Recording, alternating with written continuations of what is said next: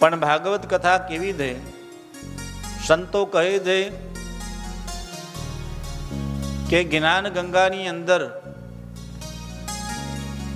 જો આપણે કંઈક મેળવવું હોય તો કંઈક આપણે બધાએ જીવનમાં ઉતારવું પડશે. આપણને બહુ તરસ લાગી હોય અને ગંગાજીમાં આપણે જઈએ અને ગળા સુધીના પાણીમાં જઈએ, પણ જો એક ગ્લાસ કે લોટો લઈને પાણી પીએ નહીં ત્યાં સુધી તરસ મટે? તરસ છીપે ખરા? કિનારે ઉભા રહો ને એક લોટો જલ લો અને આચમન કરો તો તમને તમારી તરસ છીપશે, તરસ પૂરી થશે. ભાગવત કથાની અંદર પણ એવું જ છે.